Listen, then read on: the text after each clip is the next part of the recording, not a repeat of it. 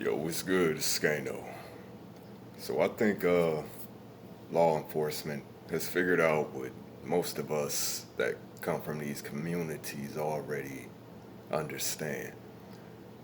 There is no way around the gang violence issue unless something changes internally. You know what I'm saying? So I want you to understand how insidious, you know, all this shit is because there's certain laws and policies that they have manipulated administrations, to kind of, I guess it's their idea of, listen, if they want to kill each other, let them kill each other. And make no mistakes, that's really their mentality. Law enforcement, government, they don't care about this issue as long as it's contained, you know, in the hoods. Anytime it start to, spill over you into other communities that you know what I mean. That's the only time it's really an issue. So their idea is, you know, let the trash take out the trash, so to speak. So this all came to mind. I was reading this story, some shit that happened in Chicago. My house was shot up, and they didn't. No members were killed. I think a child was killed, and another family member, and they found out who did it, but the killers, they got off on this mutual combat law. Now, it's only a couple states that I actually came across that, well, a few. Illinois being one of them, Washington, and I can't remember the other one right off the top. Wow, it's only three I can. That's what weed will do to you. So it's only a few states that allow this, but this is an outdated law. It really was based on back in the day. Um, it was a lot more common for people to, you know what I'm saying, put up your dukes and shit like that, or have duels. When law was less sophisticated. So anyway, all that to say, it's a lot of killers in Iraq that have been kind of slipping through the cracks based on this law, and you know, law enforcement, like I said, man, their mentality is, listen, if they want to kill each other, let them kill each other. It's less work for us. They don't even want to do the back. They don't want to even have to do the leg work to investigate all these killings. You know what I'm saying? So their mentality really is. So they have used this law, man, this mutual combat law, to pretty much, you know, it's an open killing field. You know what I'm saying? So it helped perpetuate the gang violence. You got the 30-day law in Louisiana. This is another one. Um, and I believe as it goes, in Louisiana, if you catch one, they have that month, that 30 days to prove that you committed that. You know what I'm saying? That you done that killing. So if they don't come, if prosecution, the DA, whatever, woo woo, cannot prove their case within 30 days, they got to turn you loose. That don't mean necessarily they can't pick you back up later. But I'm saying, for the time being, they got to cut you go after 30 days. So, I mean, you already know, well, if you don't know, Louisiana is definitely a breeding ground for killers. So it's like, that law helped perpetuate that because, you get out, your killer's going to be looking for you. That's one aspect of it. So the get back, and not to mention just, common sense, you putting killers right back out there. You know what I'm saying? So that's why it was common. If you know, you know. It's plenty of people from Louisiana during that time period in the 90s, especially where it was like, multiple dudes and I'm saying a breeding ground for killers, man. So, and that's pretty much what our hoods have become. And I think getting a little off track, man. People don't understand that our communities are basically, what they have become, because it's an experiment, man. Um, the black community, especially the hoods, are just basically science experiments. So, how much trauma, how much, dysfunction can a race sustain? What effect, what causes does it have? You know, so anyway, genetically speaking, if you coming from the trenches and you have a certain mentality, men and women, you know, um, and without getting too overly complicated, if the culture is what it is, you know, it's savage. Um, and you passing them traits along. You get what I'm saying? We pass them traits along to our seed, whether or not in practice. But if you grew up that way, your parents grew up that way in this environment, you develop certain characteristics, certain traits that you pass on genetically, and killing being one of them. And I'm not saying everybody in the trenches is killers, but you become conditioned to these environments.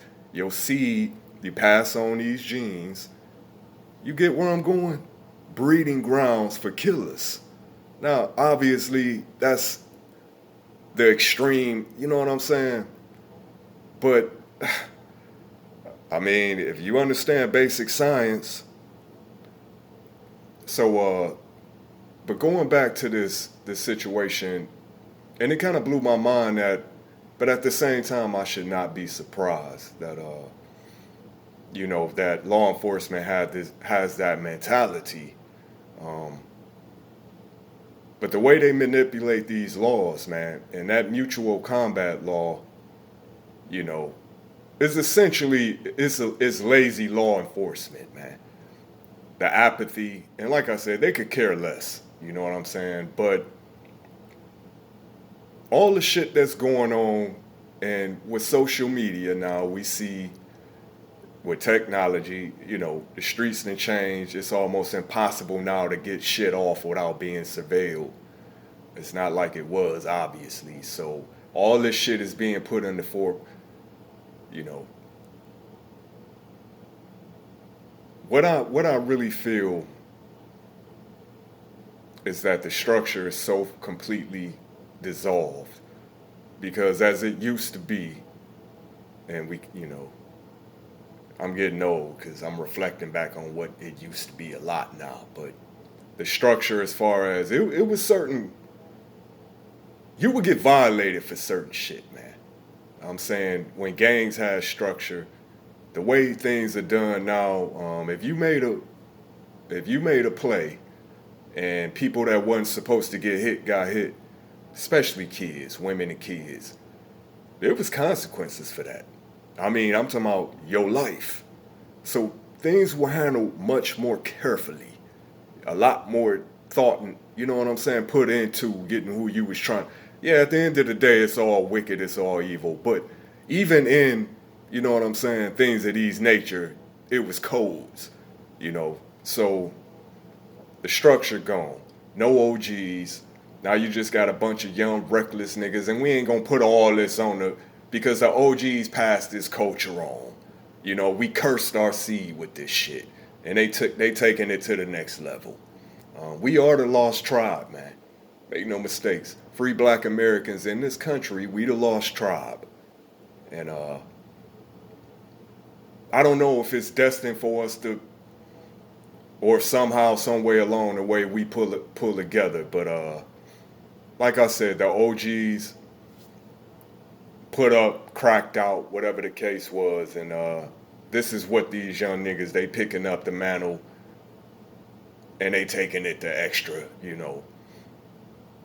But the way things are being done is there is no consequences outside of, the law enforcement.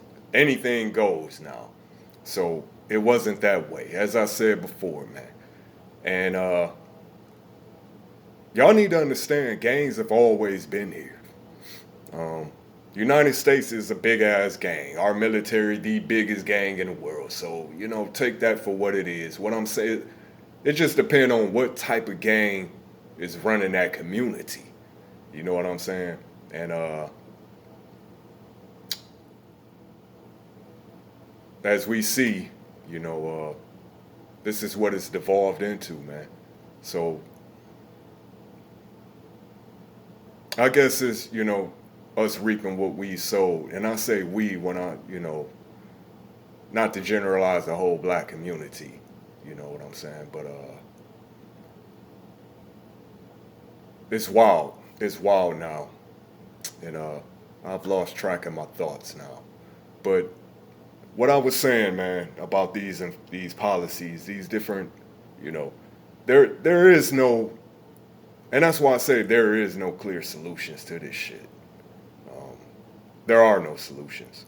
The reality is just like it's gonna be drugs, they're gonna be drug addicts, it's gonna be gangs, it's gonna be violence.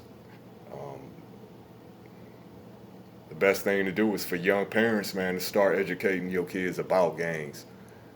Just like we educate our kids about perverts, you know what I'm saying?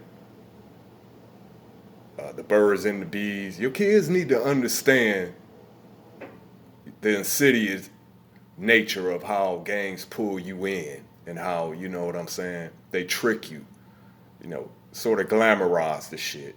And some kids just gonna be drawn to it, period, man. But our kids should be knowing and understanding, having an understanding, just like, drugs, anything that could potentially, be a threat to their overall well being. They need to be educated as soon as possible, as soon as they understand. And I think as parents, we tend to kind of shield them for certain things because it's like, well, if you don't speak on it, it don't exist. And that's the reason why a lot of kids get sucked into it, though, you know. And they have these misguided, perceptions of gang life. It's being romanticized. It's being, you know what I'm saying? But as I said, we need to address that with our kids as soon as possible. So they already have an understanding of, ain't no sense in trying to, you know, you can't shield your kids from, as soon as they start going to school.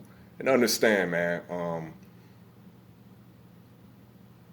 this has infiltrated every level of our society, from law enforcement, military, believe it, man. So they are going to be exposed to it as soon as they start going to school. And obviously at a certain age, kids ain't on that, but it's never too early to start, raising their awareness on things. Will it change for kids that's coming up in these communities where as soon as they walk out the house, it's like that? That's why I say, man, we the lost tribe. We got a lot of work ahead.